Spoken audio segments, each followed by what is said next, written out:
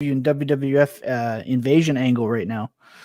I was going to say it's like the Raptors are testing the fence. Yeah. Wait, are you talking about because you're Mike? No. Because we're here. You know, this is your show FT on Fantasy Intervention, and you put out an open call, and we just show up, and we just bombard it. We take it over. It's 3-on-1. 3-on-1. Let's go. That's a hockey term. This is NWO. Another kind of term. That is. I don't know if that's the kind of terms you talk about on the Wednesday show. What is happening down there, Thomas? What are you doing? It's the NWO theme song. I quit. I'm disappointed. Oh, God. I'm just confused. I'm just utterly confused. Man. Billy, backgammon references? Billy, how'd you get a word in with these two? That's what I want to know. You seem so quiet. Usually I just wait till they let me talk. He's shy. I'm too polite. It's usually me having to interrupt these two. Yeah, me and Jacob can talk forever. Really? Yeah. Down that way. I know you normally think that I'm a shy person, Chase, but I can actually, say a couple words every now and then. I never said you were shy. I said Billy was shy. I know. Yeah. No one's ever said I was shy. I don't think any of us are shy. I think that's just for people pre-watching here. It's Buds all day. You'll hear that quite a bit. What does that even mean? It's a hockey term. God. Chase doesn't let us use hockey terms. I don't know if you saw last night. What the hell is hockey doing in the show? No, I'm just kidding. All right, you guys ready to start the show? We got to get this thing kicked off. I got to take my stuff off the wall. Your what stuff? What is that noise? All right, you guys ready to start off the show? Let's do it. I'm ready to go. All right, let's do it. What? Who's playing with pots and pans? All right, here we go.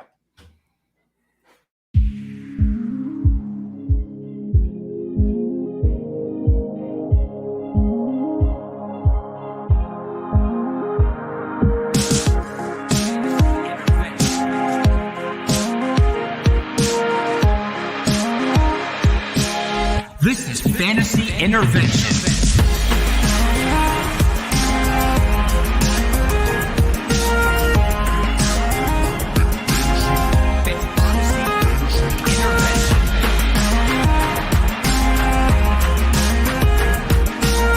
Now here to intervene with your fantasy life, Chase Vernon.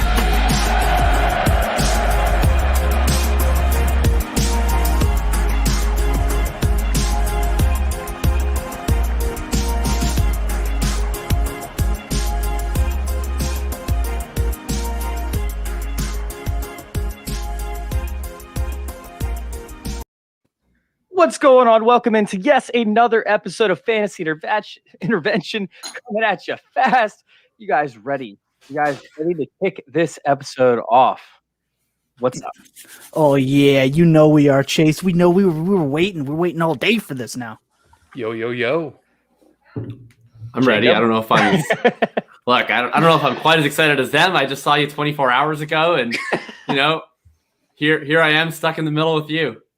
Stuck in the middle is right. Yes, you guys are here with us, and you guys come from a magical place, right?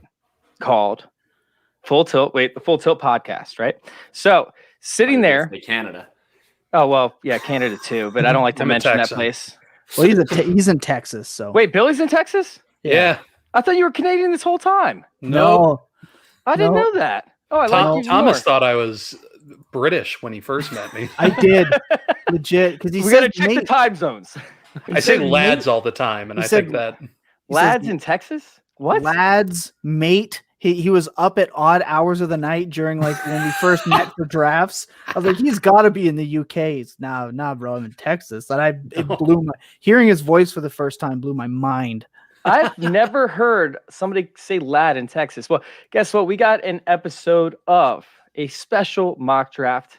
That's right. There's a special mock draft lineup for you guys. I'm sorry, not a mock draft. It's a dynasty startup draft where we actually participated. Everybody part of Fantasy Intervention participated. And it was pretty intense. We have over 30 trades that have occurred since we started at the group, at 35 right now, which is absolutely insane. We have, crazy picks, 6 quarterbacks off the board first. And then all of a sudden we went through a straight run of 11 players without a quarterback being selected. So it was kind of wild. It was just a little wild. How did you guys feel about this draft so far? I'll take the lead. I'm drafting at the 11th spot, and I'm cursed with the 11th spot. My other two boys here, they'll tell you every single draft it's 9, 10, 11. I never pick anywhere else. So Absolutely. I'm usually happy getting like a good running back or something like that, or a quarterback will end up falling because somebody will want to take a receiver or a running back early. Nope. And I really thought to myself, man, am I going to have to do something I haven't done in forever, which is double wide receiver? Yes, I had to do it. I wasn't reaching for those other guys. I feel great about where I'm at right now. I feel fantastic. Everything is fallen the way I thought it would, except for one pick, which maybe we'll talk about later. All right, Jacob, how you feeling so far, man? Well, first of all, I feel great because I got my Mill Street watermelon wheat here, which is the beer of the summer, if you ask me. I'm always supporting Canadian breweries. But beyond that, I feel fantastic about my team. I came in with a specific plan. I called it the Accordion Strategy, right? I wanted to start out with this nice wide accordion, and I wanted to trade back from the start of the draft. Then I wanted to trade up from the end of the draft, and I wanted to cultivate that value in the middle. And I wanted to spend up for the young stud building blocks and then take the proven points from some older wide receivers. And I had a plan that I wanted to do because I've been writing an article on a specific strategy, and it went in really well. Traded back from the first round with our regular show co-host on Tuesday nights, Shane, and I was able to move the 1-7 and a 10th rounder for a second and a fourth, and then traded back again. So I ended up putting in Swift and Dobbins with my Hey, you're going to spoil it. You're going to spoil it, man. We're going to get to your picks. All right. Well, point is, it's going well. All right. It's going well. I'm just going to go back to drinking my beer. That's literally all I asked was, how are you feeling so far? How are you doing? I feel good. Okay, good. Billy, how you feeling about your team? I'm feeling great. This is one of my favorite drafts I've done, period. Like just pure value across the board, every single place. And feeling even better because I'm drinking a nice cold Diet Coke. So not quite as fun. Not quite as fun. But you keep it calm over there, lad, all right? Yeah, we're partying. That's not the kind of Coke we do on the Tuesday show. Oh, God. Here we go. All right. So here's the deal. We start out with this draft. Let me go ahead and pull it up. And it started out insane. We started out with a trade for the first pick overall, which was actually me. And I've never had the first overall pick. I don't think ever in my entire life. And I got the first overall pick. It was pretty insane. I didn't know what to do. So I freaked out and I just traded out of it. So the reality of the situation was with the picks that we had on the board, with the availability, I feel like there's plenty of opportunity to grab value afterwards. And I knew that the third overall pick was Trevor. All right. And Trevor's a Chiefs fan. So, of course, he's going to love himself some Patrick Mahomes. So that was an obvious pick or an obvious trade back for me right away. He ended up giving me another piece that I was able to move up to the 6th round or so. I think I was able to move up like the 12th round to the 6th round, something along those lines. And then following that, of course, Trevor took Patrick Mahomes. Kyler Murray went next. Then I took Josh Allen with the 3rd overall pick. With that being said, we'll start out with Thomas. Thomas, how are you feeling about the order? Were you somebody that believed in going Patrick Mahomes, Kyler Murray, Josh Allen, or were you have gone a different order at that point? Well, I mean, for me, it's Patrick Mahomes, Kyler Murray, Lamar Jackson, for no obvious reason. But I can't really dispute the first 6 picks here. I mean, this is a pretty part of the course. I don't like the Herbert over Jackson, and I don't actually like Josh Allen over Dak. So I think that those are the only ones that I think are a little odd. I would have flipped those ones around, but other than that, can't dispute it.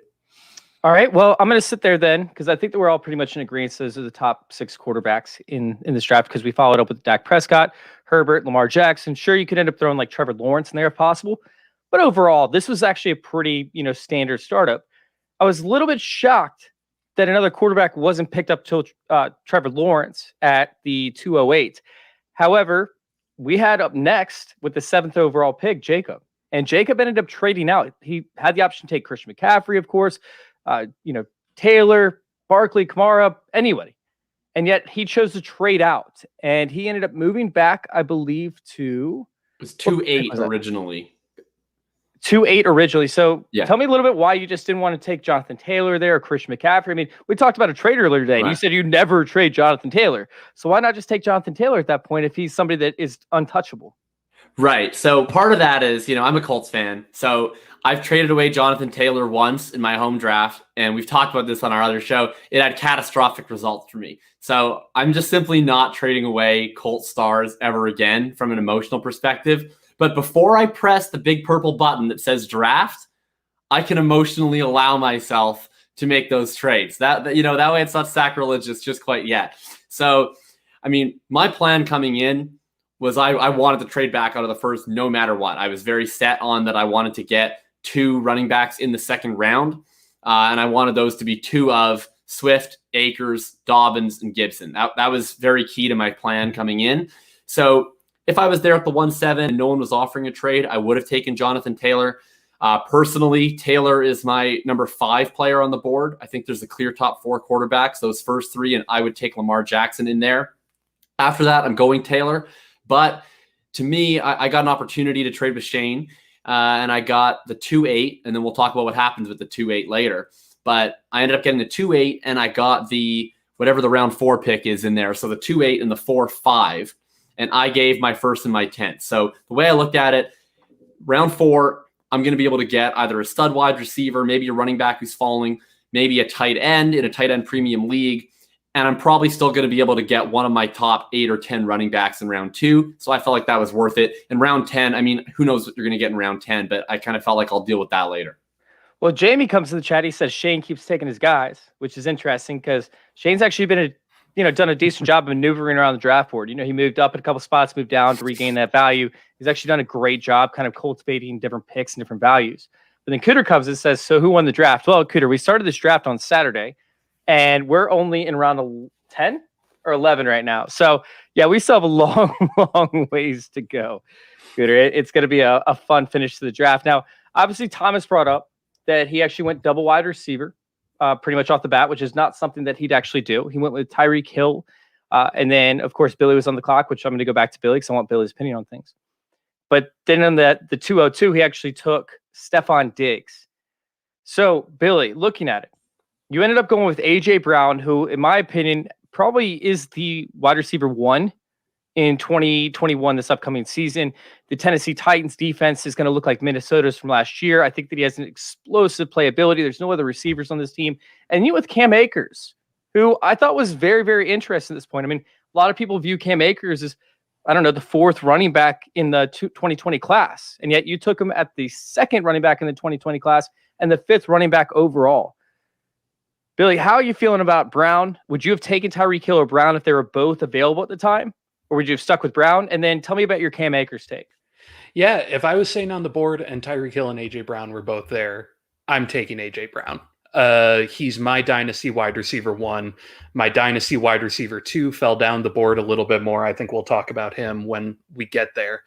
But either way, A.J. Brown is a hot pick, and I'm very excited that I was able to get him there. And I think he's just going to be a cornerstone wide receiver for the next 5 years at least. So great asset. Looking down at Akers, though, Akers was the pick where I was really hoping one of the 4 running backs that came off the board, I was really hoping one of them got to the back of the 1st. I didn't think they were because I didn't think one of them was Game Pass Tom, but that was my moment where once all 4 of those kind of came off the board, I made a decision to go pure young, high upside players.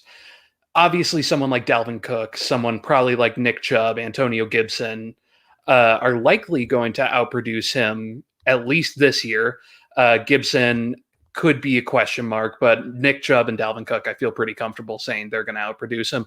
I just think he's a solid pick. He has a great role. He's going to be on a powerful offense. He has a for 10, 15 touchdowns this year easily.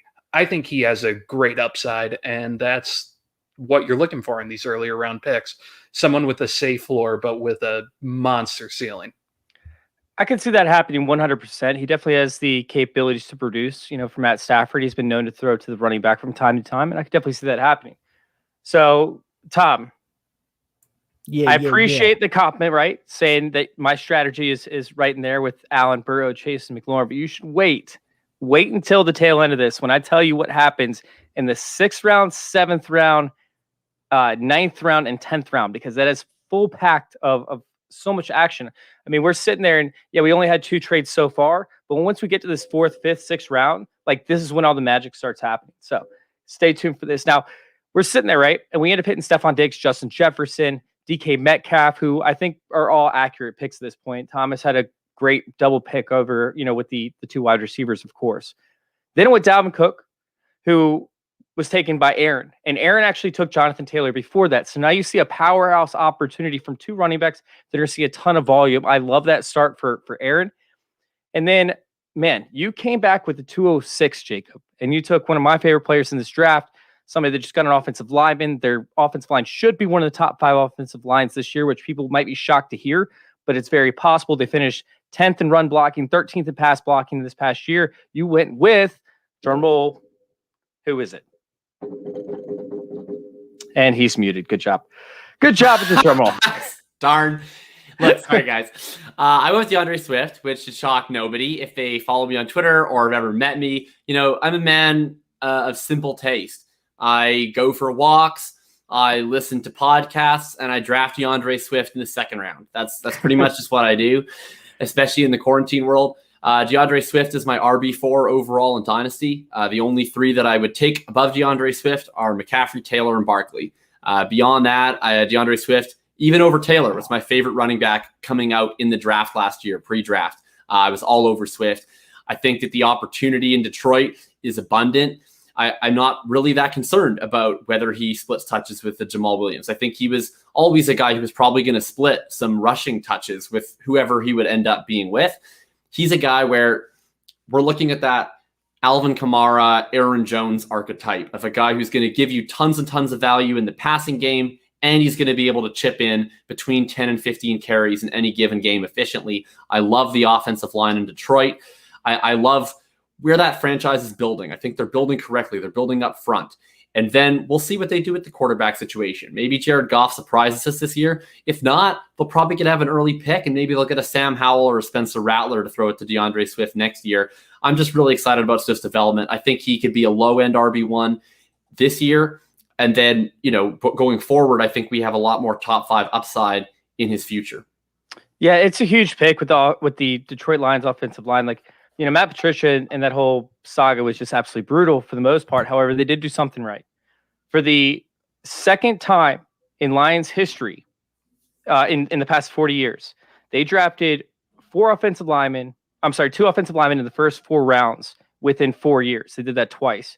So sitting there and looking at it, they got the draft capital they needed for the interior of the offensive line later in the draft. Earlier in the draft, they pick up, certain players that fit them, and they went outside free agents. So this offensive line, who, like I said, they finished 10th and 13th in run blocking and pass blocking, should be a force to reckon with after they added on Sewell to this roster. It's absolutely incredible. Love it, love it, love it moving forward. So after we saw that happen, we saw Nick Chubb, who could be the MVP of the league this year. I mean, everybody's talking about it. It is actually a thing. I'm not sitting there and talking shit. I saw that. It's very possible he ends up being the MVP of the league. If he breaks 2,000 yards, ends up breaking 20 touchdowns, which is very possible how much Stefanski runs the ball. I'm not saying it's going to happen, but it's very possible he will be very, very high up on my redraft boards this year. But then Trevor Lawrence came off the board at 208, and that was Trevor once again. So Trevor now stacked Patrick Mahomes and Trevor Lawrence, two of the most dominant quarterbacks, young quarterbacks that is, to start out his roster, and I loved it. What'd y'all think about that? With me too. Yeah, he traded up. Yep. Yeah. I loved it. What do you guys think?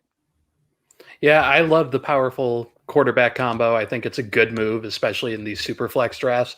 I was terrified in my QB situation going into this, especially seeing how they were coming off the board. Fortunately, I was able to grab some kind of middling tier guys to put on. But even in that case, looking at that play, that's just a good move to set a strong foundation and just draft for some better talent later on the next couple of years.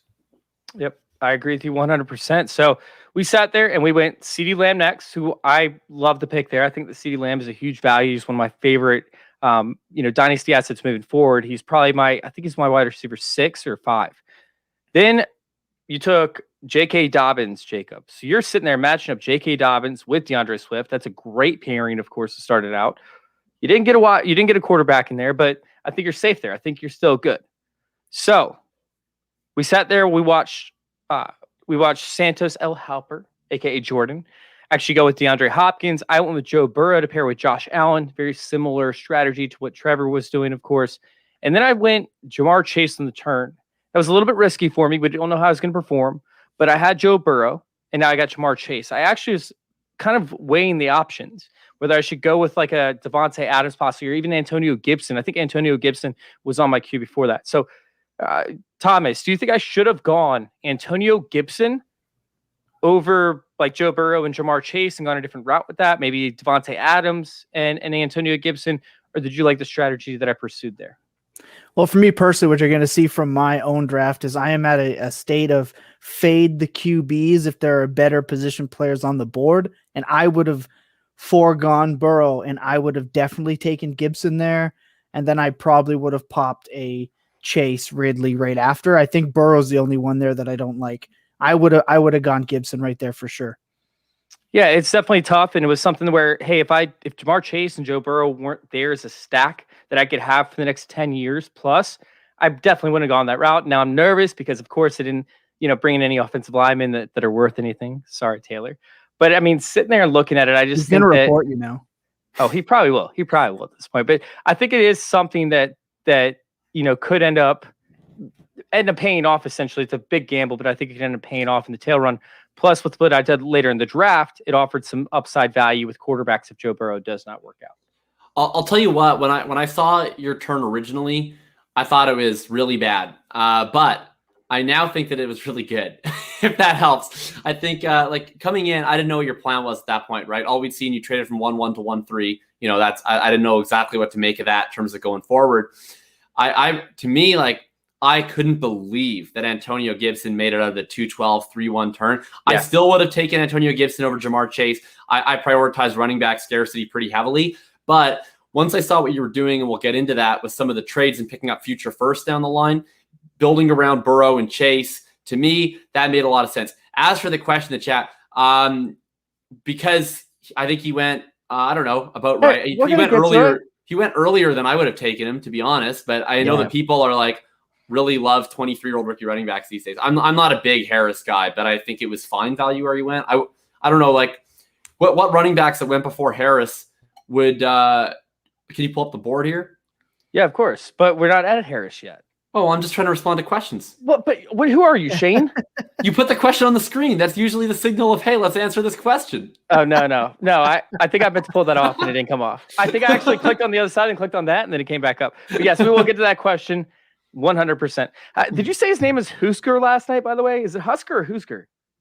Well, I don't know. I said Husker because like the band Husker Du, but it could be Husker. I thought it was Husker. If it's Husker, then I apologize. Can you give us a little bit of insight to that while we talk through this next couple picks? So Jamar Chase went, Davante Adams went, which Davante Adams I thought was somewhat of a steal. He is aging. We don't know what's going to happen with Aaron Rodgers. We don't really know what's going on there, but I still think Davante Adams at 3-2 is a steal. Calvin Ridley, who finished out as wide receiver 5 last year? ? I mean, he went at 3-3, which is also very interesting.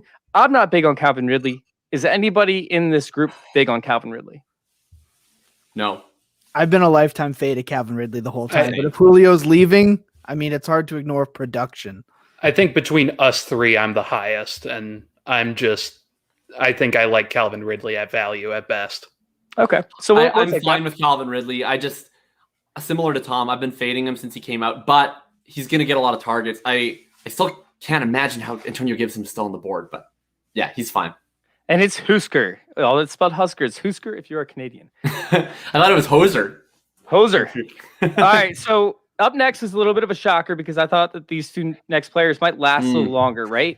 And the places they went to a young team, I guess, on 2 out of 3 of them. But we had Trey Lance and Justin Fields come off the board. But we still had Russell Wilson, who we'll get to in a second. Hurts, I thought, went really early as well. And then after that, we went a couple rounds without a quarterback outside of, Aaron Rodgers. So looking at it, do you guys think that Trey Lance and Fields should have actually gone there? Or do you think that Trey Lance and Justin Fields should have probably faded to at least be after Russell Wilson? We'll start out with Billy since he hasn't had much chance to talk. I think there's a couple QBs on the board that I'd probably take over them just going into the picks. I think I'd probably take, if I was sitting there staring at it, I'd probably take Russ. I'd probably take Rodgers over them. I think that's pretty easy. Hurts is scary, but I don't think I'd touch him over Fields and Lance. I think it's fair. There's a few skill position players who I think probably should have gone above them, like Gibson. I know we've been hammering him a lot, his fall. But I mean, besides that, if they didn't go there, I don't think they make it another round going around the turn in terms of where I would value them. Jamie said he's building for the next 10 years. He is the one that took Trey Lance, which, like I said, I don't hate the pick. It was just very interesting. They went Trey Lance over Russell Wilson. However, he does have a younger team. Now, we sit there, we look at Antonio Gibson. He finally came off the board at 3-6. And I actually, probably the steal of the draft so far. Probably the steal of the draft. Oh, Jacob, that's you. So what? We're sitting there, we're looking at like Gibson being the steal of the draft essentially at 3-6. I mean, he should have gone probably in the second round. He snuck out of it. I guess it was the running back fall. He ended up going to Coach Bruce. And then after that, we had Russell Wilson fall to Jacob at 3-7, which I thought was a steal as well. So almost 2 steal picks at that point. Jacob, how are you feeling about that 3-6, 3-7? Do you think both of them were steals? Yeah, I mean, I was sitting there, thinking about trading up originally because I had sort of made a list of the guys that I was hoping to get by that 3-7. And once I started to see you take Chase, and then once I saw Ridley come off the board, I was just ecstatic because I wanted one of Wilson, Fields, Lance, or Antonio Gibson. That was the 4 that I was really dreaming of, or Clyde Edwards-Helaire, who ended up going at 3-11. But Wilson and Gibson, to me, were top of that list. There's a scene in How I Met Your Mother where Barney says, "Ted, you are forcing me to be the voice of reason here, and it is not a good look for me."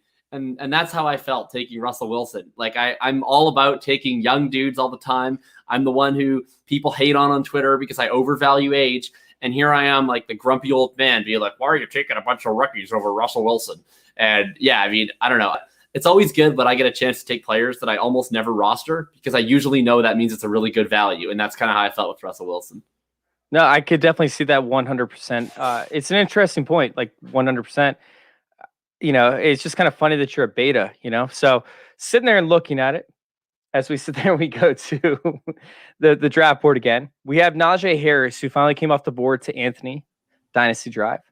And Najee Harris was an interesting pick because he's going to a team that doesn't have an offensive line, presumably. They don't have a ton of talent, but he is going to get a ton of touches. And I'm more of somebody that likes matchups over volume. I'm not traditional in that sense, but that's also why I like season-long points versus points per game, essentially, and why I'm a fan of trying to play matchups overall and trying to figure that out. I'd rather have a healthy person on my roster than not have somebody at all. So sitting there and looking at it, Najee Harris could still perform, but I personally was not a fan of him going here. I thought that there were multiple other volume picks. But at the same time, Dynasty Drive is starting to set up like these sneaky type picks, right? Like he traded up for this one, I believe. And he ends up having now 4 picks in the first 3 rounds with Alvin Kamara, Najee Harris, Justin Jefferson, Travis Kelce. This seems like a win now type team. This all made sense. So I actually kind of like this pick at the spot that it went. How are you guys feeling? Do you think he went too late, too early? We'll start it with Thomas.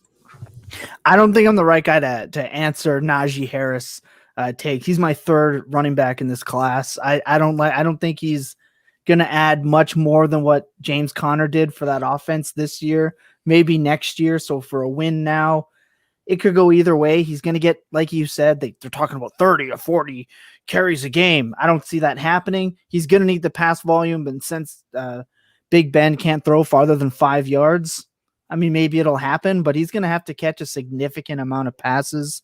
I don't think they score that many touchdowns. They're in a tough division, aside from the Bengals, and I think he went too high. I think I would have taken Clyde. I would have taken Mixon, just looking at the running backs that went after.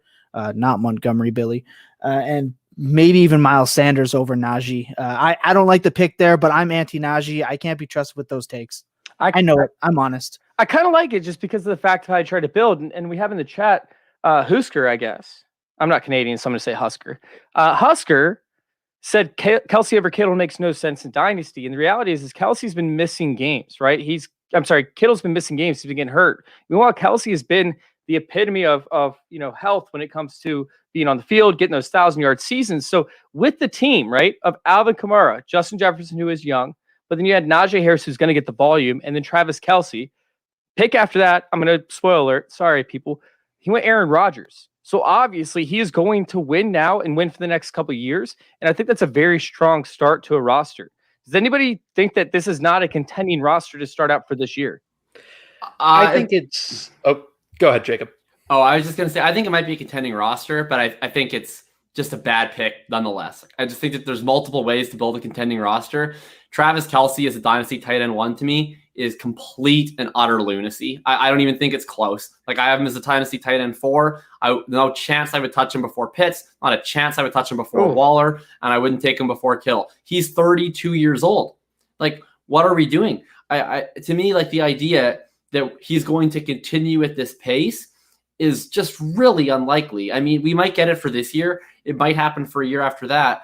But to me, when there's other tight ends that can give you similar levels of production in Kittle and Waller, who are like 4 years younger, I really just don't understand the Kelce thing. I mean, I'm not going to knock the pick from a value perspective because Kelce is still the dynasty tight end 1 in ADP. So I recognize that the market agrees with Anthony on this one.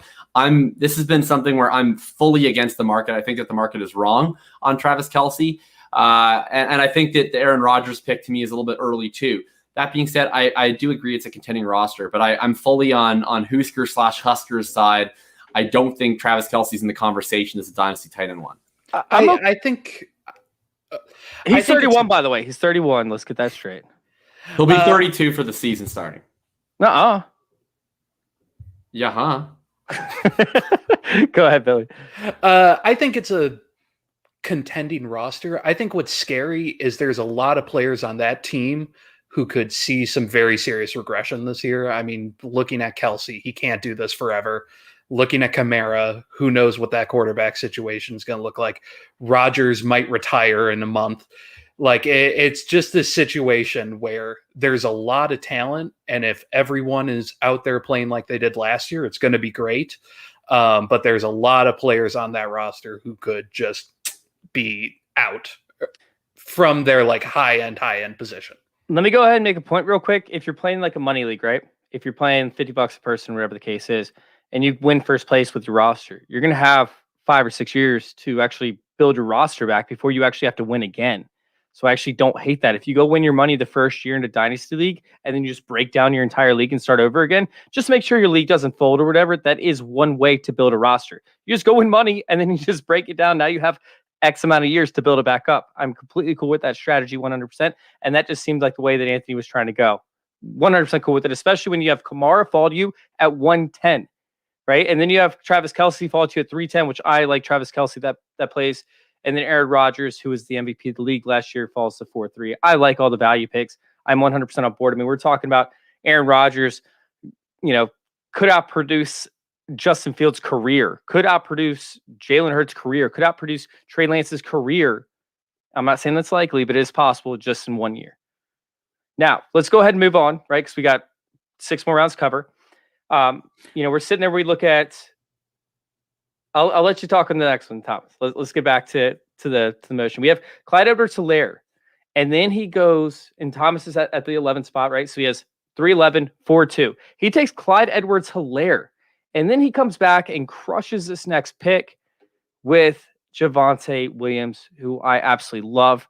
We're looking at Tyreek Hill, who could have X amount of years in the league. We could have Stephon Diggs, have X amount of years in the league of still being a wide receiver 1. Clyde Edwards-Helaire, cool. I get it. Complete value pick, especially when he was going in the first round of some dynasty drafts last year. And then Javonte Williams at 4-2. How are you feeling about this draft, Thomas, at this point? What were your thoughts that were going through your head? You said that you're pretty much just pushing quarterbacks away at this point. What are your thoughts? Well, you're right. I made the commitment that I'm pushing quarterbacks down for pure value picks. Like even Wilson, I'll never roster him on a team if I can help it. I don't like the inconsistency throughout the year. So if I miss out on those top guys, I've already made the decision. a Full Tilt Dynasty podcast regular note is that we don't want running backs usually that aren't from the 2020 class or the 2021 class. So once I missed out and decided I'm going receiver, I knew that I was hoping Clyde would fall down, and then I was going to reach for my RB1 in this class, which is still Javonte Williams. Melvin Gordon's not playing the full season. Denver is usually a smart organization when it comes to every position other than quarterback. They should have taken Fields, and they'll play their best player. He's not going to be in a Phillip Lindsay role. He's going to take the number 1 role.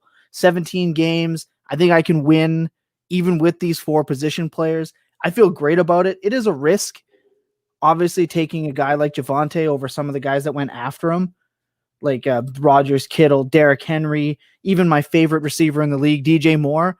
But I wanted the running backs. It was still a 2020 and 2021 RB, which is a staple for our show, and I just had to represent that. I believe very strongly in that strategy. Well, it's a good pick, and even if they do use 2 running backs, we're talking about a team I believe that ran the ball the 4th most amount back in 2020. So both Melvin Gordon and Javonte Williams can still be relevant. And actually, I think that Melvin Gordon was a steal. It got to the point where I almost actually went with him, and I think he might be still on the board to redo my strategy. So while I end up trading out, we'll get up to that. But let's go ahead and skip a little bit ahead. I'm going to read through these. I just want to point out one more thing with Javonte and why people should be continuing to draft him. Locke is going to get replaced by Teddy Too Scared, and the check downs are going to be very real with him, and that's going to be Javonte all day, who is the best, in my opinion, best pure receiving running back in this draft class this year. And he's going to scoop those receptions up. He has league-winning potential.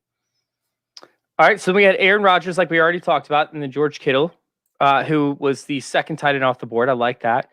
Derrick Henry came off the board next, which is interesting because now Aaron's going through the jugular, right? Like Aaron is literally just trying to tear our throats out. He now has Jonathan Taylor, Dalvin Cooks. He went Jalen Hurts, who has 1 year potential, maybe 2, maybe it's longer than that. We don't know that yet. However, he at least has that rushing upside.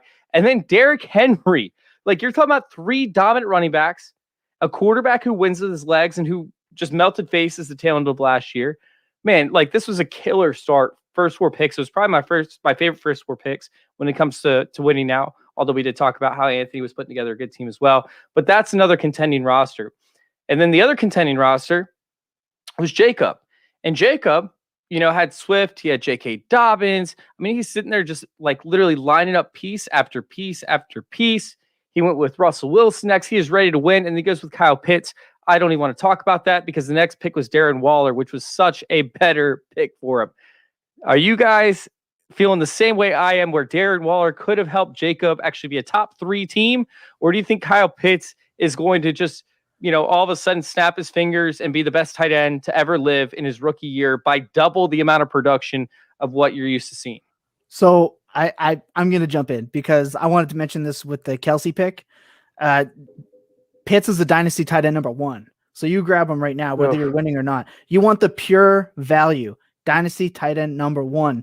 I mean, Kelsey is my number 3. Kittle's my number 4. So Waller's 2. So from my standpoint, it's got to be Pitts there. He's taking the best value overall there. And with Julio looking like he's getting unceremoniously shipped out, I think Hurts is going to play the traditional tight end role, and watch Pitts take a few more steps over into that slot role in Atlanta. And he is going to break tight end records this year, or at least has the chance to. I'm taking the youth.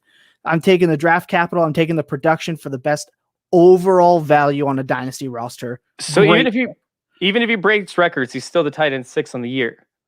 There's no way he finishes as a tight end 6 on the year. Oh man, top 5 for sure. This is sad. So you don't think that Waller would have given him a significant advantage to win now? Let's get on to Billy real quick, and then we'll finish up with Jacob. Just to kind of promote my own stuff I've been working on, I've been building up a projections model, and the 2 boys above me have been hearing a lot about it because I keep complaining about the work. One of my favorite things that I did today was I projected Kyle Pitts, and then I projected Kyle Pitts without Julio in that offense. And Kyle Pitts is my dynasty tight end 1. So I'm along on the ride. He's so much younger than the other 3 tight ends who you would even consider at that point. He's going to be running with Hawkinson. Hawkinson could get 200 targets, and I don't think he touches with the amount of yardage and scoring that Kyle Pitts is going to have available. What? Let's go 3 for 3. Oh no. Look, so this bad. is why I do a podcast and a company with these guys, because they understand the value of special unicorn prospects. Look, here's one first rule for me. Pretty much, I think in these drafts, there's 5 rounds of elite difference makers. Really, I think after round 5, the probability that you're getting an elite difference maker, like over the long term, is not very high. So for those 5 rounds, I'm never sacrificing value for any sort of roster construction. I'm making the same pick in the same slot with 0 relation to the previous picks that I've made for 5 rounds. Like if it falls where I'm taking 5 consecutive quarterbacks or 5 consecutive running backs or a bunch of young dudes or a bunch of old dudes, like I don't care. I'm just solely going on value. And I think that that's the way you should approach your dynasty draft, is you should just go with a value mindset and then construct the roster out later. So to me, the idea of I had a win now build, I had a not, like, to me, I don't care. Pitts to me is my dynasty tight end 1. I'll be honest, I wanted Waller 2. I was really, really hoping that with just 1 pick in between my 2 selections here, that I'd be able to get Pitts and Waller in a tight end premium, because Waller's my tight end 2 in dynasty. But Kyle Pitts, I mean, we talked about it last night. If he hits, he's a not just an irreplaceable asset, he's an irreplicable asset. It's not a situation like a running back where if you're a contending team and you need top-end running back production, that's super, super important. You have to have it. And there's a level of scarcity, but there's like 15 to 20 guys who can do it. Now it's scarce because there's going to be 24 starting running backs. There's not 24 RB1s. But at tight end, right now, if you need an elite tight end 1 and you're a contending team, you have 3 choices: Kelsey, Kittle, Waller. That's it. If Pitts is that, but he's also 23 years old, you are the only one who has that asset, and no one else can match you, and no one else can replicate it. He will be the single most valuable asset in dynasty leagues if he hits to the extent that he can. I'm projecting that he's going to get 120 targets this year playing X wide receiver. Do I think he's going to outscore Waller this year? No, I'm not being unreasonable with that, but I believe that within 2 years, he's going in the top 5 of Superflex tight end premium leagues in startups easily. Well, let's look at, so if you look at it, he's going even in non-tight end premium leagues in Superflex rookie drafts, 104, sometimes the 103. Somebody loves them, they're going 102. You're getting that 102, 103, 104 of a rookie draft in that round of a startup is a steal no matter how you look at it. If he came out as a wide receiver, he'd be the number 2 wide receiver in this class. Not close. It is an absolute steal there. I just don't think we can compare him to tight ends because we've literally never seen someone this good play the position of tight end. I don't think there's anyone that can compare. We've seen Davis is the closest. We've seen this already. We've seen this happen, and players who get drafted 4th overall. Literally, we haven't. No, we okay. 4 picks later. Sorry, 2 years ago. Like, it's still you're sitting there and you're talking about nickels and dimes for teams that didn't need tight ends, of course. Yeah, but Hawkinson, Pitts. Come on, athletically, it's not even close. Well, Hawkinson's going to end up surpassing Pitts, and that's going to be locked. So let's keep on moving because we have been on for 45 minutes now, and I already have Hawkinson ranked way above Pitts as of right now until I see him perform. But let's go ahead and let's keep going because we have, we got DJ Moore, we have Miles Sanders, we have Aaron Jones, who I think was a great value at that point, although he might only have 2 years or so left. I ended up going with McLaurin at the 412, which I thought was a complete steal. I don't think he should have ever lasted that long. I traded away my pick, 5-1, to move back, I believe, a few spots. Yeah, I moved back 6 spots because I actually wanted Godwin to go with 5-1, but I knew that other teams needed things.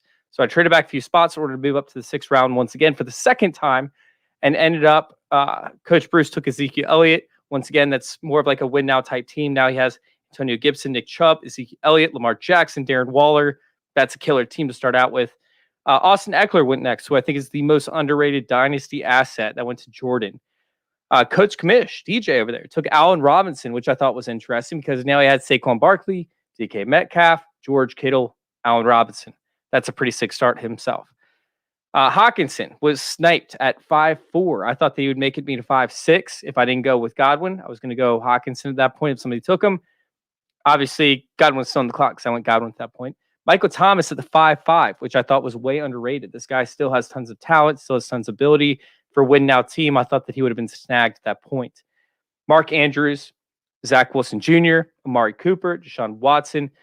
What are your thoughts on Deshaun Watson real quick? And we need to make this short. We can't spend 20 minutes on each player. Fair enough. Well, I've traded up for Watson. I mean, I just, like I said, first 5 rounds, I'm all about value. I think that at this point in the draft, pretty much all the difference makers, like the truly elite guys, to me, were kind of off the board by this point. I had 2 guys left. Is Michael Thomas, Deshaun Watson. I took Michael Thomas at my slot, and as soon as I pressed the button on Watson or on Thomas, I was thinking, how can I trade up and get Watson too? And my view at that point was, I have a really good team. I think Watson around 5.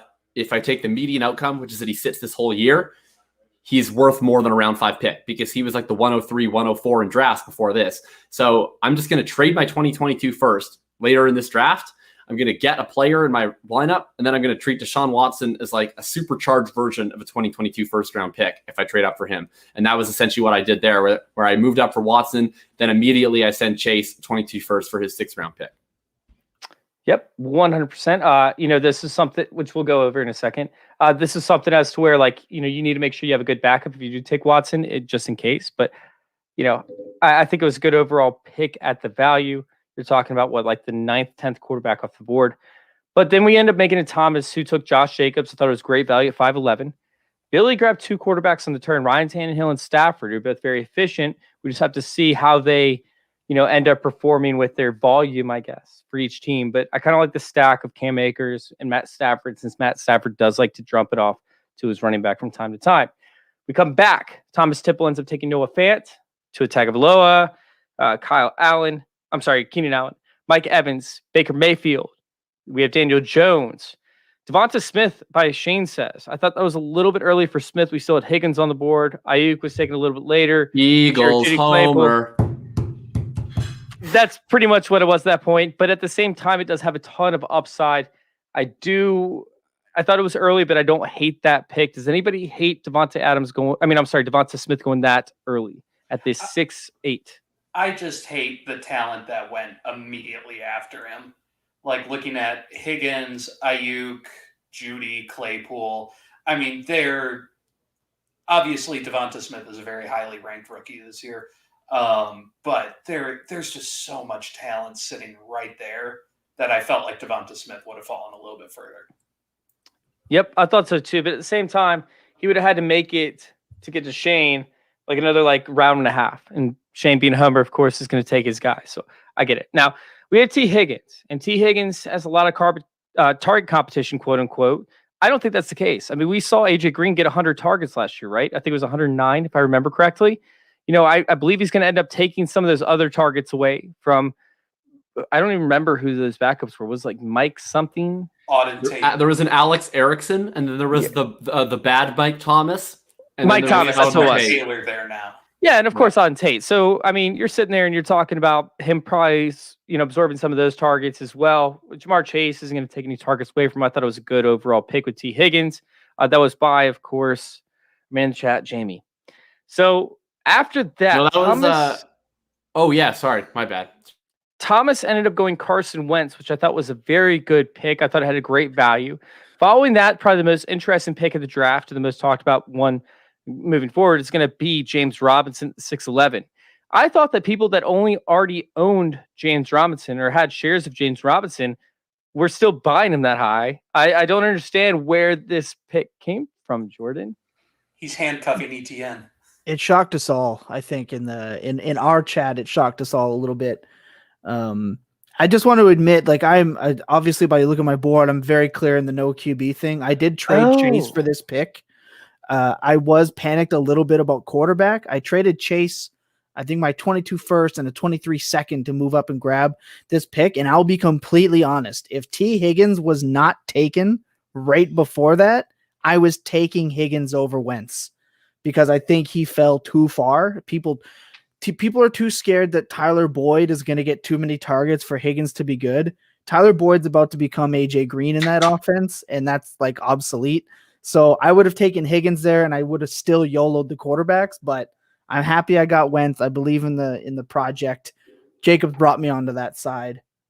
Just wanted to state that. So I did not realize that. If you guys look at the right-hand side of the screen, Travis Etienne was actually taken by the same person. So essentially, he's grabbing the handcuff that still has standalone value if they run the ball enough. So that actually increases the value for that pick for me. I probably would never have touched James Robinson if that wasn't the case. I like the James Robinson pick with Travis Etienne. So, yeah, I made a trade, right? I traded away in a course of 3 picks in a row. I traded away all my 3 picks for first-round picks in 2022. I ended up moving a little bit later in the draft and got another 2023. So when you see my draft board and you see Josh Allen, Joe Burrow, Jamar Chase, Terry McLaurin, I now have a total of 7 picks in the first round of the next 2 drafts, and I believe another 3 picks in the next 2 rounds of the 2022 and 2023 draft. I am 100% locked and loaded to take a backup quarterback just in case Joe Burrow does not work out. And also I'm loaded up to take a guy like CJ Spiller, Breece Hall. Woo. He's John Robinson, baby. He's coming to me. I'm getting him. I don't care what it takes. I love the CJ Spiller Freudian slip. Oh, I'm sorry. Isaiah Spiller. You know, like one of the first, I think it was my second dynasty startup ever. My first overall pick was CJ Spiller. So there you go. No, so sitting there and looking at it, it's something as to where I was loaded up and I was prepared to make these moves in order to not have the winning this year, because I figure that at the point of how many running backs and how many early wide receivers went without quarterbacks from picks 1-7 to 2-7, and then not having a single one taken after that. So there's only one quarterback taken from 1-7 to 2-11. There's no way that I could actually win this year with having the picks that I had. There were no running backs that I felt like were available outside of Antonio Gibson. And then I felt like another wide receiver wouldn't end up making it back to me at the 4-12. McLaurin did, but at the same time, I'm still happy with where I'm at. And the fact that I have 10 picks in the first 2 rounds in the next 2 drafts is going to allow me to just load up. Yeah, I'm taking one on the nose this year. 100%. I am taking it on the nose this year. I know that I'm going to lose this year. I'm cool with it, but it still gives me an opportunity to make significant moves in the future. And if I don't like where I'm sitting at in the 2022 draft, boom, I'm knocking it out of the park in 2023 because I'm just going to move all those picks out. So, can I just touch on your strategy a little for 2 seconds? Because I think of course, 100%. something really brilliant about it. I've seen this move in startups where, it's one thing to do the, trade a future pick for a pick in the startup, right? That happens all the time. Now, I think in 70% of cases, I agree with Tom Lee on this. In 70% of cases, I think that the player that's giving the first is probably losing, an overall value when you go a year into the future, right? Now that's fine because I'm actually making money on that loan, right? Essentially trading a future pick is like I'm taking out a loan and, I'm going to have to pay it back with interest later, but I get to spend that money. I get to put that player in my lineup right now. Once you've already committed to the decision that you're not going to compete, it doesn't matter, right? You're not going to compete anyway. So what's that person doing? You may as well just maximize your value going forward. But it's even more brilliant than that. Here's the sort of the flaw in the I'm going to trade my pick for a veteran pick plan, right? Everybody assumes when they're doing that their team is going to be really good. And so it's fine. I'm just trading a late first. I'm just trading a late first for that extra pick. And you know what?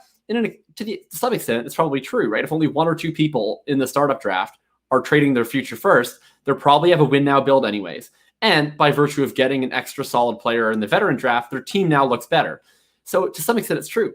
But once you start getting 3, 4, 5 guys 2022 firsts, they can't all be late firsts. By definition, the range of outcomes, it's like, right, the first that you trade for, the range of outcomes includes 1.12. The next one, the worst range of outcomes is 111. Then it's 110. Then it's 19. And you start off this race where the expected value of that pick increases every single time you get one. And my mom's boiling tea. So that's the end of my point. I think you're getting the teapot hot. I think you're getting the teapot very hot, Jacob. So yeah, no, and that was part of the point, right? Because I'm getting lottery tickets for lottery tickets, essentially. I'm paying for my lottery tickets, so I'm the guy that likes to play the lottery. And sitting there and looking at it, if I know that I'm not going to win, I'd like to actually have that opportunity in the future to do so. But I want to do it in a dominant nature. I don't want to sit there. If I'm going to sit there and I'm going to rebuild, I don't want a half-ass rebuild. I'm going to go full on, balls to the wall, lose my ass off, and then end up having every single possible lottery ticket. I actually had a thought process where I was going to try and get everybody's 2022 first. And then I realized that 2023 is better. But it actually was a process as to where I kind of want to do that because that's what I did in 2020 when you go to rebuild. I just thought it was a little bit too early, and I thought there was too much talent on the board to do so.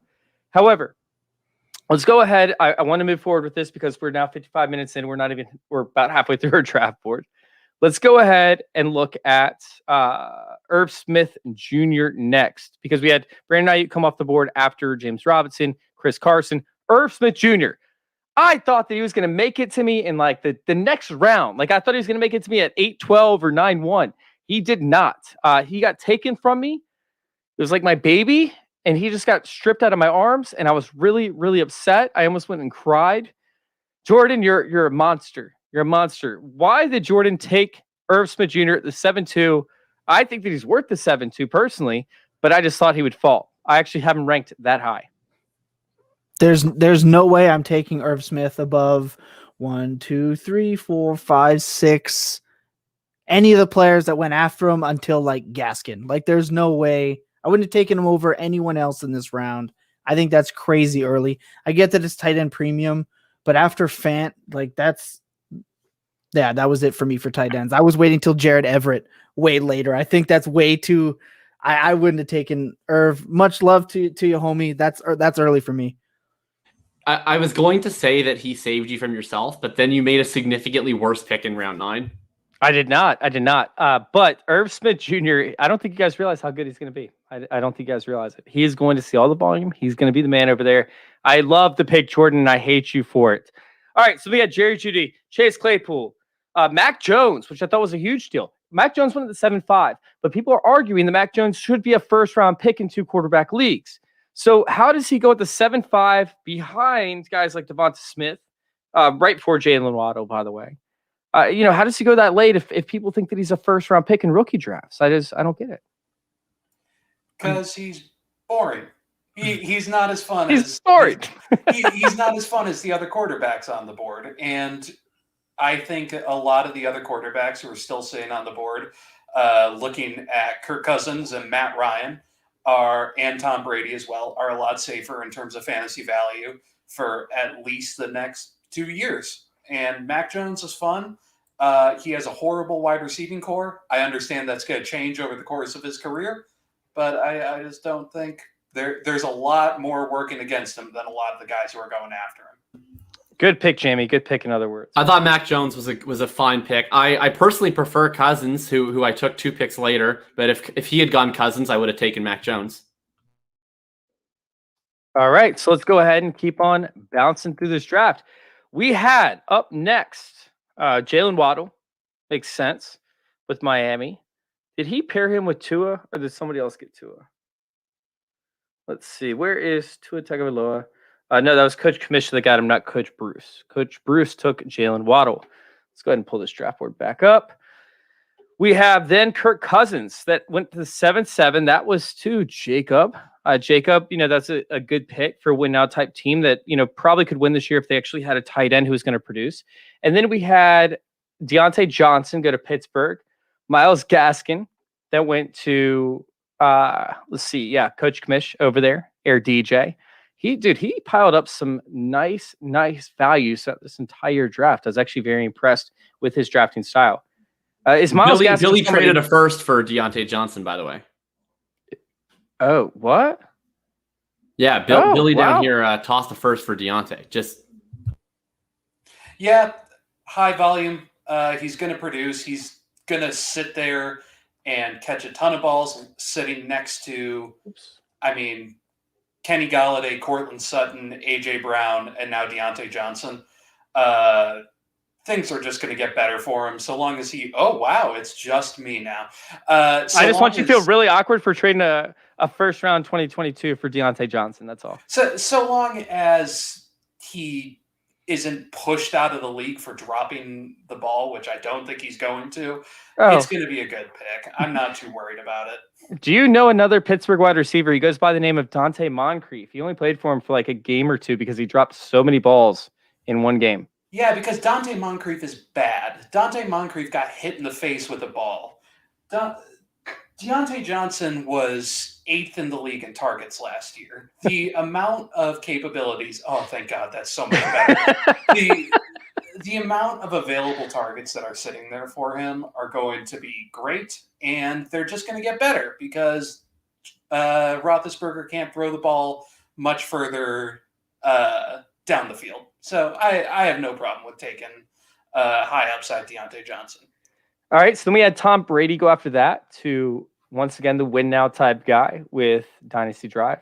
I think that was a great pick. Now he has Aaron Rodgers, Tom Brady, and Travis Kelce, Alvin Kamara. I mean, dude, he's winning this league this year. He's like he's winning. Yeah, like he's rolling right now. Good job, Anthony. And then we had a guy that I thought was actually going to be taken by Jacob, but he goes to Thomas with Rashad Bateman over there. Thomas, very interesting pick. We went to Billy real quick with Kenny Galladay, Cortland Sutton. Then you came back with Cooper Kupp.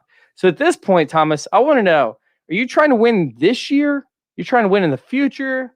What's your timetable? At what point? Because I'm sitting there, I'm looking at your team. You have Tyreek Hill, Stephon Diggs, Clyde Edwards-Helaire, Javonte Williams, Josh Jacobs, Noah Fant, Rashad Bateman, Cooper Kupp, and yet you don't have a quarterback yet. Or at least you took like one later on, right? Oh, yeah, you took Carson Wentz. So I feel like there's a mixed bag. A potential to go off this year, but also potential to go off next year, but yet you could end up burning up your seat. I'm just trying to figure out your strategy on this one. What are you thinking, Thomas? Okay, so I can let you know. First off, I took my second quarterback right after, and QB1 season is coming for Sam Darnold in Carolina. Believe that. And I tried to actually trade up for Brady.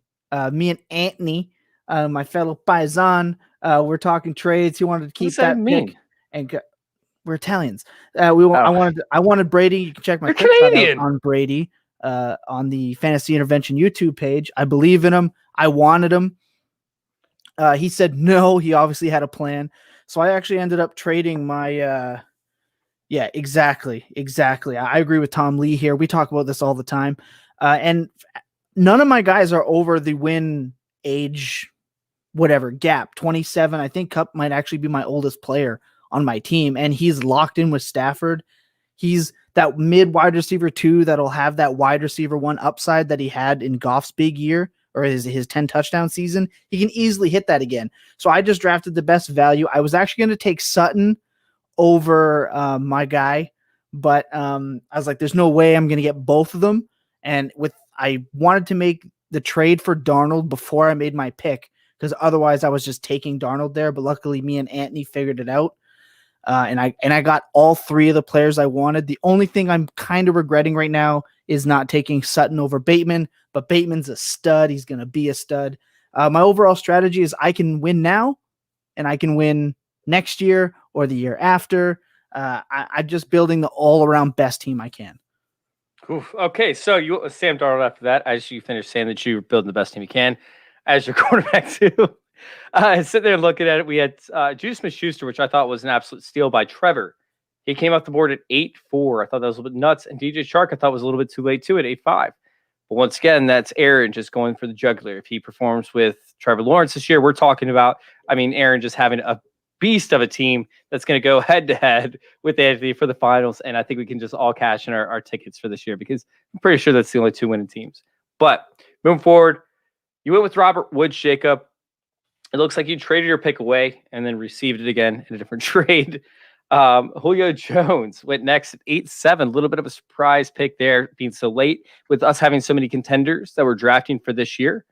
And then sitting there and looking at it, Trey Sermon, I thought was a little bit early, but that's where Shane went. Michael Carter from, by the way, Jamie, who said he's winning in 2024. Understandable. And then Coach Kamish.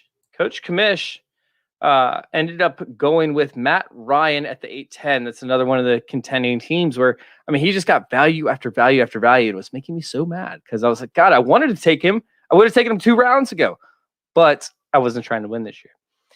Laviska Shenault went to Billy after that. That's a very intriguing pick for the 2021 or for the 2021 season. We have to see how that ends up. And then I ended up getting back on the clock for my first pick since the 5th round, and we're in 8-12 right now. And I went with A.J. Dillon. I need running backs for the future. I don't care about what happens this year. I still think that A.J. Dillon has a role.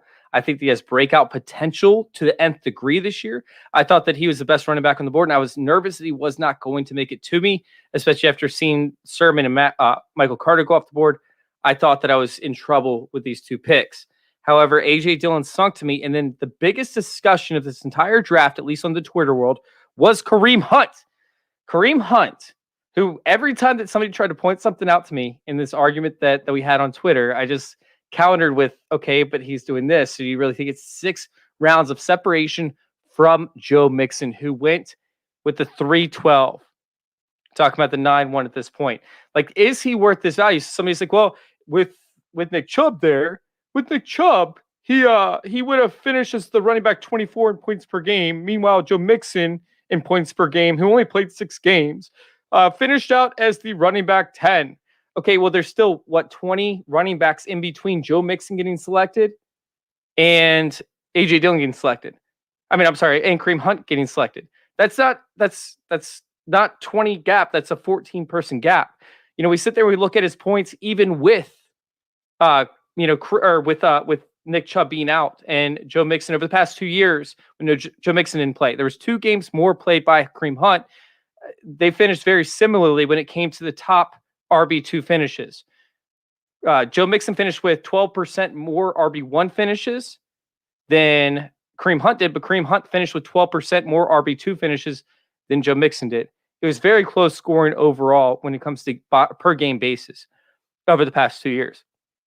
This is a run-heavy offense. This defense got significantly better for Cleveland. We're talking about night and day difference. They're not going to allow the Cowboys to put up 45 points, whatever the hell it was, back, halfway through the season. This is a completely different team that's going to run the ball more often, and Kareem Hunt is going to get touches.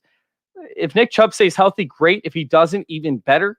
But Joe Mixon has gotten injured 5 times in 50 games. 5 times in 50 games, guys. He's playing 10 games a season.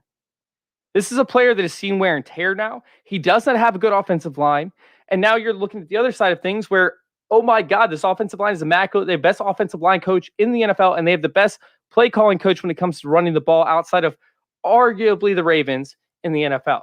So with that being said, did Kareem Hunt fall too far? We can go round table on this. Real quick answers. What do you guys think? No. Well, you're an Eagles, or you're a freaking Ravens fan, so get out of here. Nothing to do with it. I think he's overrated. He's I'm touchdown fine. dependent. See ya. I'm fine with Okay. Kareem Hunt. He's probably the best handcuff in the NFL. He's still a value. And also will let me go.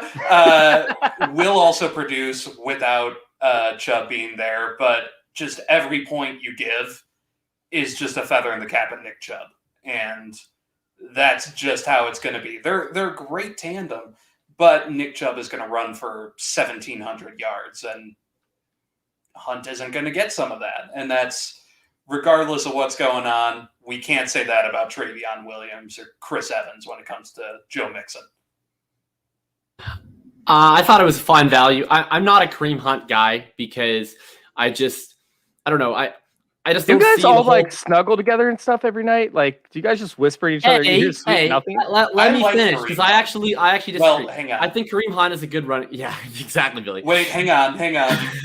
cut that part. Yeah, the Kareem Hunt versus Joe Mixon, the battle of fine, upstanding citizen running backs. Anyway, I think Kareem Hunt is a very good running back. If Kareem Hunt was on quite a number of NFL teams, he would be their clear starting running back. And that's why, last year, I was big on Kareem Hunt because I'm thinking he's not going to re-sign in Cleveland and he'll end up going to one of these teams. And could you imagine, right, if you took the very next guy that was picked, Mike Davis, right? If you just swapped Kareem Hunt and Mike Davis, Kareem Hunt would be a round 4 pick in startups, right? He's a very good running back.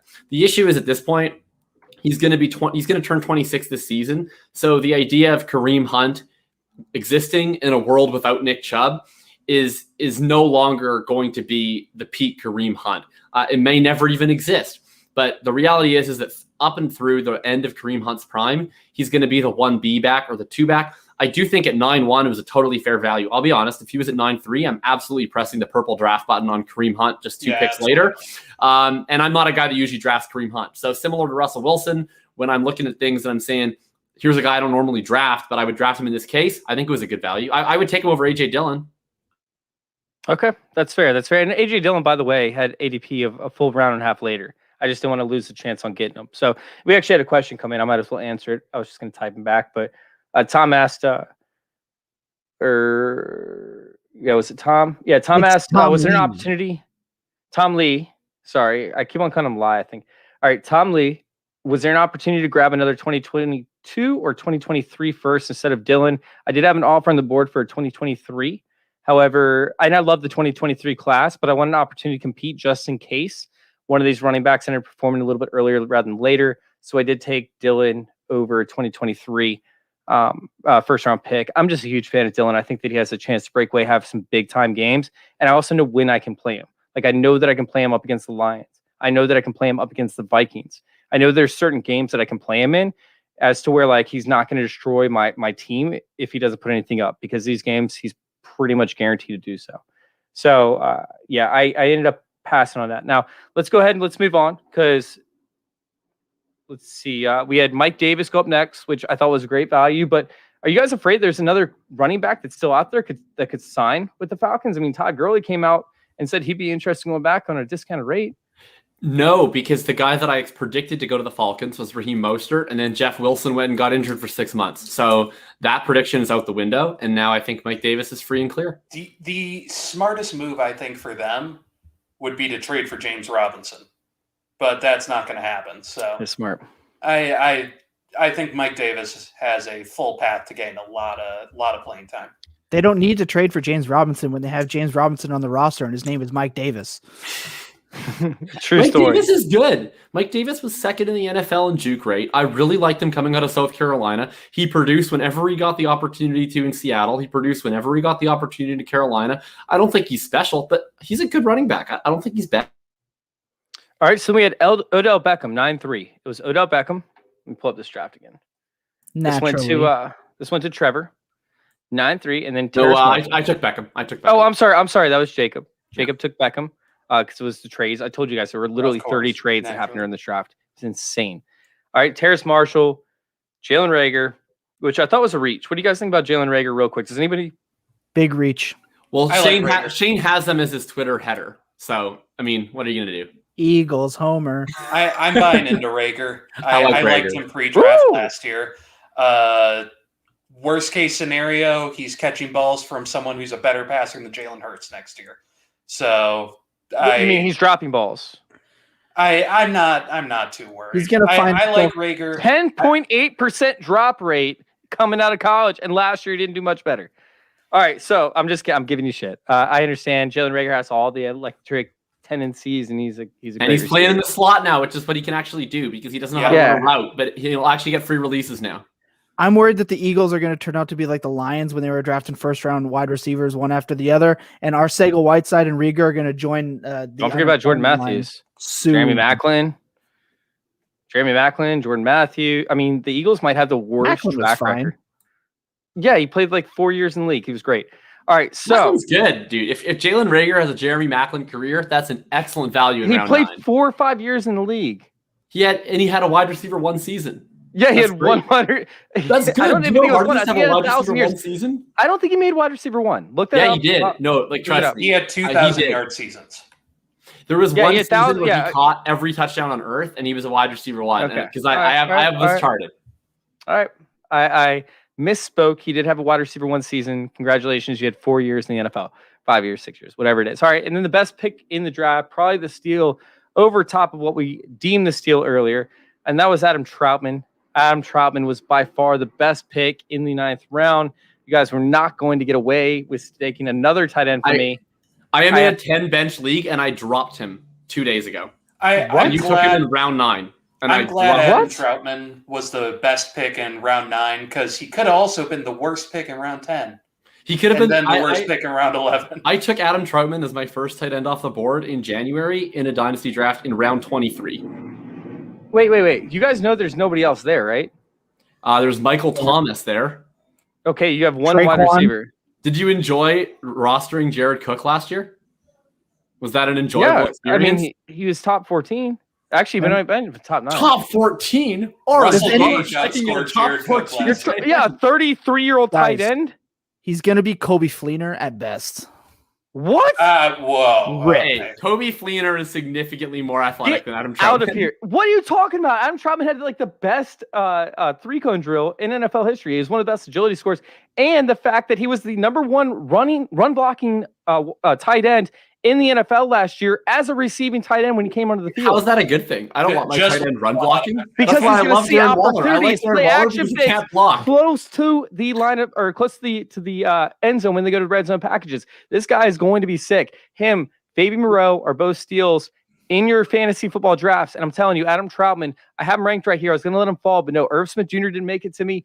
Hawkinson didn't make it to me. I was not going to risk my tight end, I think 8 on Dynasty rankings. Adam Troutman is going to be sick. He's going to look on the real record good. on that team, the 10 bench team. I looked at it and I was like, who do I need to drop? Because I had way too many picks in the rookie draft. I was like, I could drop KJ Hamler, I could drop Gerald Everett, or I could drop Adam Troutman. And I was like, we're going to keep Everett, and we're going to keep Hamler, or we're going to toss Adam Troutman to the waiver wire. You're crazy. You gotta Look make a good. trade. He's going to look good run blocking for Taysom Hill on the goal line carries. Get out of here. All right. So Tyler Lockett was 9.7. Goddard was 9.8. Adam Thielen was 9.9. Curtis Samuel was 9.10. Ronald Jones, 9.11. Derek Carr. So, Billy, you ended up piling up Tannehill, Stafford, and Carr. How are you going to feel at quarterback in like 3 years? I'm completing the trio of early 30s boring quarterbacks. Like that. That's all that it is. I think Tannehill and Stafford are going to be fine for the next 3 years. How are you going to know who to play in what weeks? I'm going to play Tannehill and Stafford unless Derek Carr puts a gun to my head. Wait. What if like Tannehill plays like the Jaguars and you know that he's going to pass like 5 times that game? I'm going to play Tannehill. Because all 5 are going to be touchdowns. Do you remember when Ryan Tannehill had 34 points against the Jaguars in week 2? Because Pepperidge Farm remembers. Yeah. I have like a sick enjoyment when it comes to stacking wide receivers with quarterbacks. It's my favorite thing to do.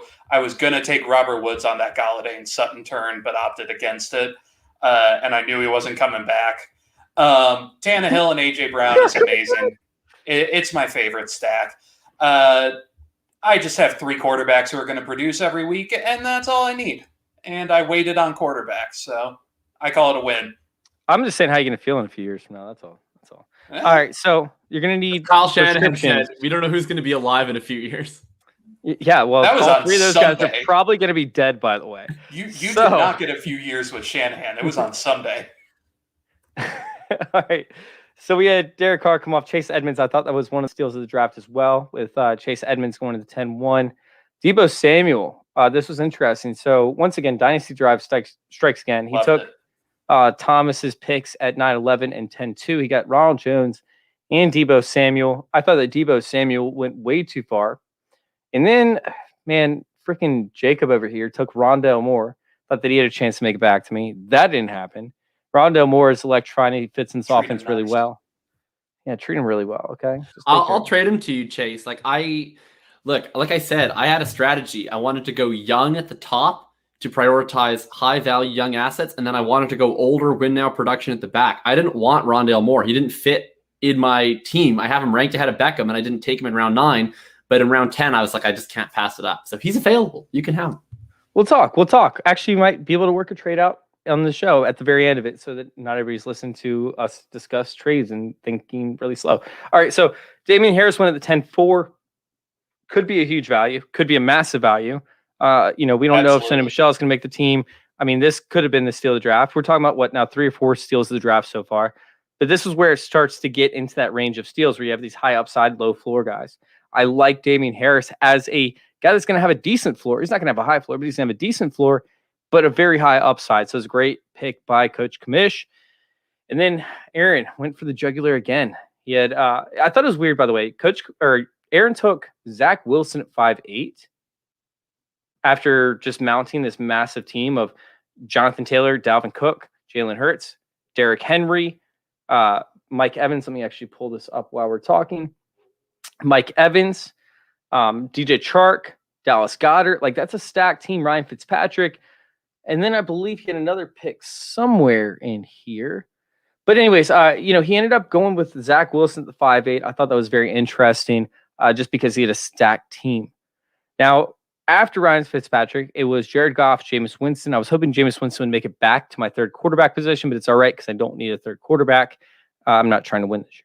Then we had James Conner, Michael Pittman, who I would have taken if he was there. Instead, I made another trade to acquire a 2023 first-round pick. And then Elijah Moore, Mike Gesicki, the trade that I made with, by the way, Aaron, who now has Robbie Anderson as well to add to his wide receiver core. Brandon Cooks. Why? Okay, can we talk? Why are we trading first-round picks for Robbie Anderson? Well, I mean, because he wants to win now. Like, he's coming in to crush faces. Like that crushes my soul, not my face. If he wants to win now, then why did he trade a first for Robbie Anderson? Because Robbie Anderson was the wide receiver 12 Terrace Marshall, baby. No, he wasn't the wide receiver 12. He was like wide receiver like 22. Yes. No, he wasn't. No, he wasn't, because Curtis Samuel was 24. DJ Moore was 25. So he actually was the 22, or he was like the 12 or 13 overall receiver last year. He might have been 14 at the latest. Trust me, I was distraught because it was a trivia question. It was a trivia question. I don't fuck up my trivia. Okay? Click on his player card. It's right in front of you. We can effort this right now. We can effort this. I love that saying. He was wide receiver 19 in PPR, right between us both. Ooh. But that was playing every game. He was like 20 something in. I hate get out of here with that shit. All right. Oh yeah, you're the points per game heretic. 27 at standard. Okay, we're not playing standard, Billy. We're not playing standard, Blanche. No, it was 19th overall. I apologize. I don't know who I was thinking of, but still, I mean, 19. You're still getting a top end wide receiver, and he was trying to close out his roster. If I'm sitting there and I'm looking at his roster real quick, we're talking about. Let's see, Mike Evans, DJ Chark. He didn't have another wide receiver. We could have talked Cooper Kupp for that 23 first. I'll tell you what, I'm very sad that I didn't trade the Beckham pick or the Rondale Moore pick for a 2023 first in hindsight. But that's on me. I'm a big dumbass jamoke who didn't explore the trade market before picking. Hosers. Well, you got to explore the trade market way ahead of you picking. You can't just do it right when you're about to pick, because that's when you really piss people off. So we had Brandon Cooks come off the board next. We had Antonio Brown actually go to Jordan. Evan Ingram, Tony Pollard, Leonard Fournette. And then I thought this was actually kind of shocking. So Coach Bruce went after Chuba Hubbard, and he doesn't hand the handcuff. Canada. Stop right now. All right, so sitting there looking at it, Chuba Hubbard. Is this too early for Chuba Hubbard, or was he appropriately valued? Way early. I wasn't taking him in the next couple of rounds. Like way early. You don't think that it could have gone to Shane with the next round pick? No, Shane. I think. Well, I'll put it this way: if Shane took Chuba Hubbard in the next round, that also would have been too early. Okay. All right. So then we had the big truther. Oh, fuck. And Jacob taking Tyler Boyd. Yeah, Jacob loves Tyler Boyd. We were roasting you on Friday. I don't even care. I'm sorry. I don't know. Hey, don't make fun of Tyler Boyd. He loves Tyler Boyd. Okay. Like, no, it's okay, I don't. Jacob, I got your back. You love Tyler Boyd. He could see some volume.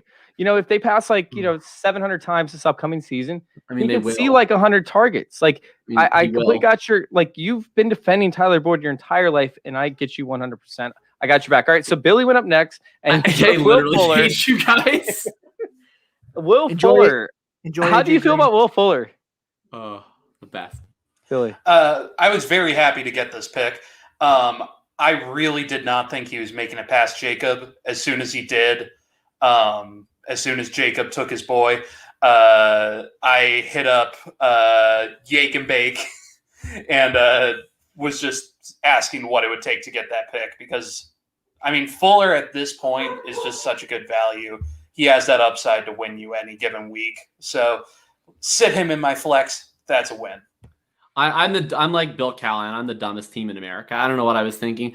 To be totally honest with you, Will Fuller is just like, he loves himself some Tyler Boyd, and that's just the reality of the situation. We get it, Jacob. It is what it is, man. Will Fuller is just not good enough to make it on your roster, and you only love Tyler Boyd. So with that being said, let's go ahead and explore some of these steals of the draft, okay? And then we're going to get out of here after that. Best values and worst values of the draft. My nomination for the steal of the draft Oh man, I don't even know where to start. Oh man, I think I'm gonna go with my own pick of Adam Troutman in the ninth. I'm just kidding. Where do you guys think that the steal of the draft was? I can answer this pretty easily and pretty quickly. It's Kyle Pitts at 4.6 at tight end premium. All right, you're going after Najee. Okay, I'll actually be serious. I have a sneaky one, and I feel like I'm not going to get me a lot of friends here. I really loved Coach Bruce taking Julio Jones until he took Chuba Hubbard. But in that case, I thought that was a great pick. If Julio is healthy, which until last year he has shown he can play through injury this entire time. Last year he was on pace for ridiculous yardage again. At this point, it's a great pick with a lot of upside. All right, Jacob, do you have one? Yeah, well, beyond Tyler Boyd. No, I think that I'll give two. One we touched on. I think Antonio Gibson at 3.6 is a massive value. I mean, there's really nothing more important, in my opinion, in Superflex leagues than stud young quarterbacks and stud young running backs. And to be able to get Antonio Gibson, who's flashed immensely, has super high upside at the 3.6, is just really, really good value. I think he should be a mid-second round pick, in my opinion.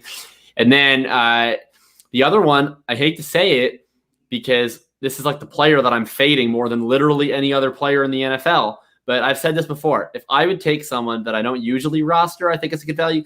I tried to trade up to get Ezekiel Elliott. And my current article that I'm in the middle of writing is why Ezekiel Elliott is the stone worst pick in your draft in all formats. And I thought he fell so far that it was actually a really good value in this draft. I mean, 5th round, look, I don't think Zeke's all that great. And I think that Tony Pollard is going to cut into his workload. But there's a lot of sharp folks out there who think he's still a top 5 running back.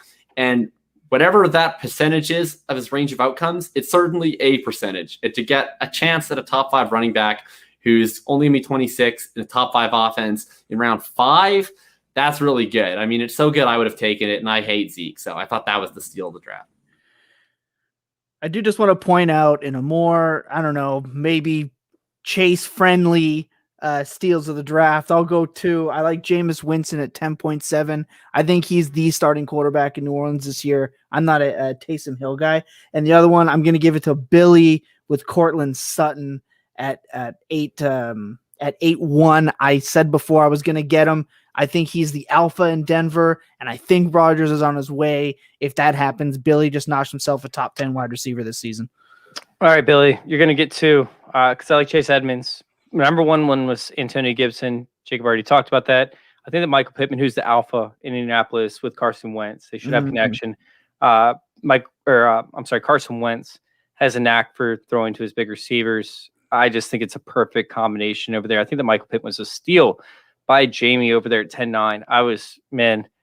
I was drooling at the mouth when I saw him making it back to me, and I thought about trading up. I did not, and then I was like, okay, he's taken. Does anybody want my pick? Because I just don't care about life anymore.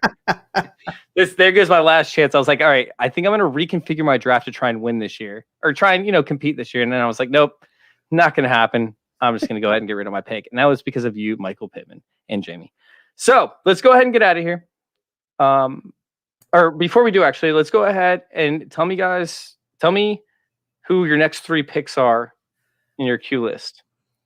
I'm not going to tell you that, seeing as how I pick as soon as DJ awakens from his fantasy slumber. I will not tell you that.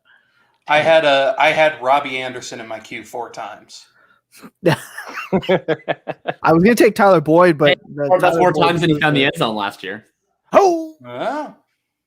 All right, so I don't know. My queue ended after Tyler Boyd. He's the only one I have eyes for. Way to steer into it, fan Boyd.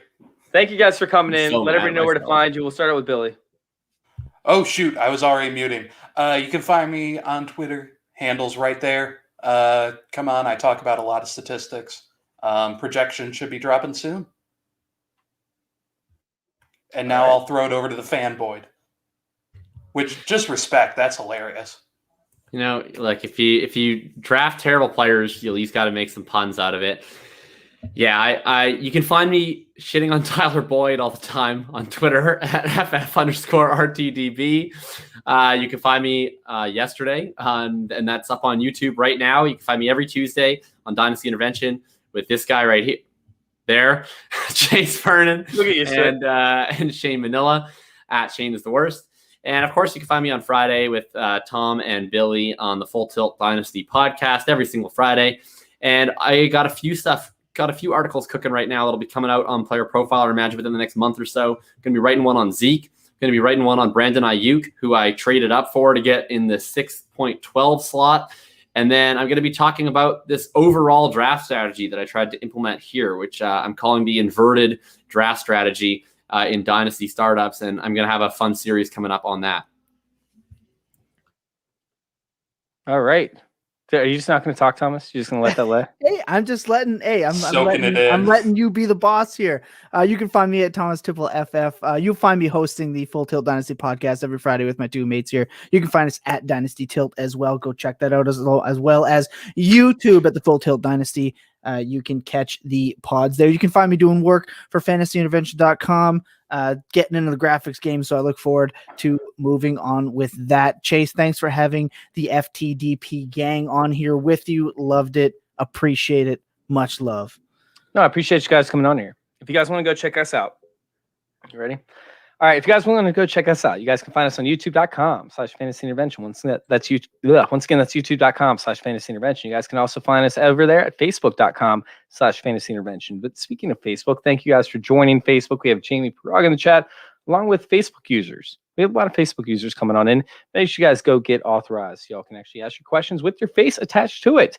But big shout out to Fantasy Football Discussion. You guys are amazing. 24,000 members, over 20,000 of them are active on a 3-day basis. So big shout out to Fantasy Football Discussion for participating and also commenting on articles. We have plenty of articles coming out. We're coming out on a regular basis. It's been insane. I have a 7-part series. Just released part 1. Part 2 should be released tomorrow. By the way, Thomas, I got to talk about an image if you're interested in doing one. But you guys can find that over on fantasyintervention.com. Once again, that's fantasyintervention.com. You guys can find all of our articles over there for Jacob and Thomas and maybe Billy one day. Who knows what's going to happen with that. But yeah, go check out fantasyintervention.com. Make sure you guys, if you want to go write for us, go check out fantasyintervention.com and then go hit join our circle. Boom. You hit it. You read the guidelines and then you go join our circle. Go apply. And when it comes to Twitter, you can go check us out at twitter.com/fantasyintervention. I'm sorry, twitter.com/joinourcircle_ or twitter.com/FF_intervention or at FF_intervention or at joinourcircle_.